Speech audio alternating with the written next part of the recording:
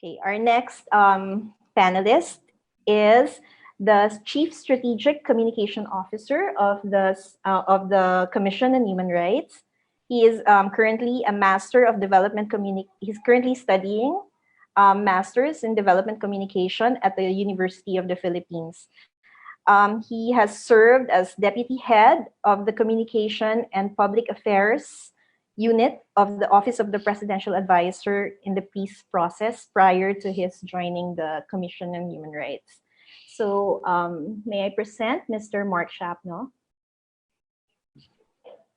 Morning, can we have the slide, please? All right.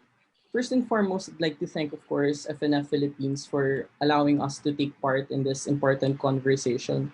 And let's start off the discussion by saying that I don't really think that people expect to experience a pandemic within their lifetimes.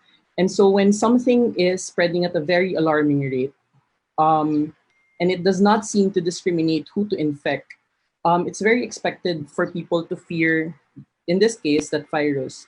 And we look for a strong government to protect us because by virtue of the social contract, it's really the state, next slide please, it's really the state that has the primary obligation to protect, respect, and protect and fulfill our human rights. Simply said, we agreed to be governed, we surrendered to their authority, we pay our taxes, and we did our duties for them to be able to do their jobs. And so we expect a service in return. So in that sense, it's a protection of our human life and dignity. But in this case, I think what's dangerous is that there are camps who are using COVID-19 as a strong argument for authoritarianism. And in cases of uncertainty, people don't want to discuss. People just want people to follow in this regard. And I think, like what was discussed earlier, there are a lot of projection of being a strong government in terms of words and optics. And we've heard, of course, the administration have talked about this one, to just quote unquote obey. And of course, when you say obey, it exposes two assumptions. Like number one, that the government has your best interest in mind.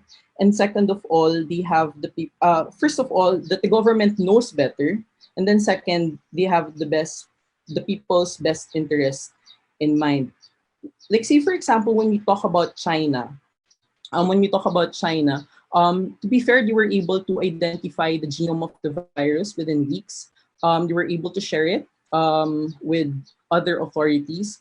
But we're not. But based on the second criteria, we're not really sure if what's more important is political stability over people's welfare, because the same exact, and I quote the WHO, the new standard for outbreak response has led into a number of curtailment of rights and draconian measures such as the lockdown, layers of surveillance. Next slide, please.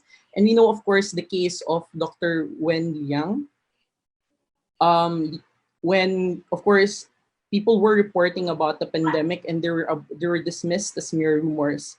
And of course, perhaps one of the most fatal of all discussions is that early on they've repeatedly said that there is no danger of human-to-human transmission. And of course, just recently, if you can see, one of the new policies of Beijing is for people to temper and not go into tracing the origins of the virus. So it's really hard for us now to talk about how the virus was transmitted and was created that has led on to the global pandemic.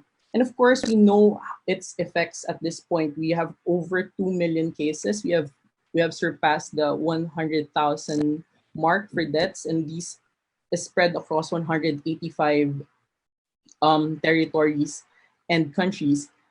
But we argue that even in pandemics, the best way to move forward is through a human-based approach, human rights-based approach. And what do we mean exactly? It means that, see, we can go to the next slide. It means that we need to talk about increasing participation that will lead to greater public trust. And all of these things will be possible if there's an ample accessibility in terms of information, knowing where people are and where we're going.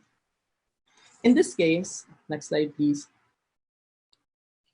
I'd like to talk about certain levels of participation that the right of information can sustain. First and foremost, of course, participation in terms of looking for sustainable solutions. In terms of uncertainty, information really helps people to make sense of their situation. And in cases of social unrest, we need to be able to also activate individual agencies by which people can be effective frontliners so that they can understand the hows and whys of certain policies so that they can fully participate on how to curb the transmission of virus. So they understand why it's very important to wash your hands, to practice social distancing, to practice self-isolation when necessary. But the second level, of course, of participation is when we talk about participation in governance. Of course, the last thing that we want to happen is to have a government that is politically tone deaf and only listens to itself. And so, in that case, information allows you to share, to demand better services from the government, but at the same time also allows the government to fine tune its interventions should it be necessary. But I think more importantly, what we need to talk about is the idea of creating a collective ownership of the problem. And I think that's the only way and the best way for us to be able, for people to be more receptive of policies rather than telling people to just obey. But thirdly, of course, I want to talk about participation by exacting accountability where necessary. Of course, we think that the pandemic, this too will pass, and that eventually all human rights violations need to be held into account. But it's going to be impossible for us to hold people accountable if we don't have that kind of information of who violated and how they violated the rights. To a certain extent, of course, human rights law gives us a standard by which certain human rights can be restricted. And of course, it's very clear that first one of the good basis is that of course it has to be legal, meaning it cannot exist beyond the sphere of legal discussions. Second of all, it has to be necessary, but more importantly, it has to be proportionate, meaning there cannot be an overreach of any policies in this regard. Of course, we do recognize it's important to protect the life of a nation, but at the end of the day, when you take a look at the context of a national health emergency, it's also important to take a look at it from the perspective of human rights and how it's really meant to protect life and dignity of all people rather than a select few. Last slide. But more importantly, when we talk about the right information and we talk about participation in this regard, there are two more considerations that I would like to raise. First and foremost, first is on the idea of the use of war language in terms of speaking about the language, because more often than not, we've heard people, especially people from the government, to describe the approach as a fight or a war. But I think that's dangerous because it continues um, to frame the issue from the perspective of a peace and order issue rather than a health perspective. And you've seen this method work for the war on drugs, where loss of lives is merely seen as a collateral damage rather than a life that needs to be protected. But more importantly, we need to be wary of how we talk about the pandemic using war language, because it also, in a way, gives credence to how authoritarian policies are laid out in the current context. But and second of all, we need to talk about the quality of information that we put out there. I don't think it's enough that there are a number of press conferences within the day. I don't think um, it's fruitful for people to talk about um, the COVID situation 5 times a day without necessarily getting the answers that they need. What we need to focus on is delivering the answers that people are asking so that they can participate fully. But more importantly, I think the information needs to be delivered in a very plain language.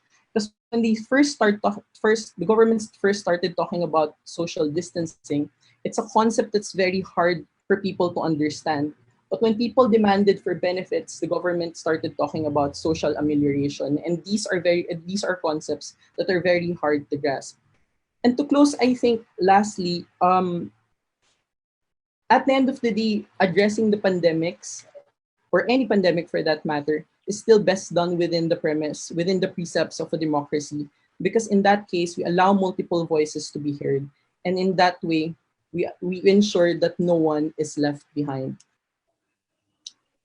So that's it. Thank you very much. So if you have questions, of course, there are also materials that we've posted on human rights, especially during the time of COVID. You can visit the CHR Facebook page, the CHR GovPH at Facebook, Twitter, Instagram, and there are position papers and press statements posted also on our website. Thank you. Thank you, Mark.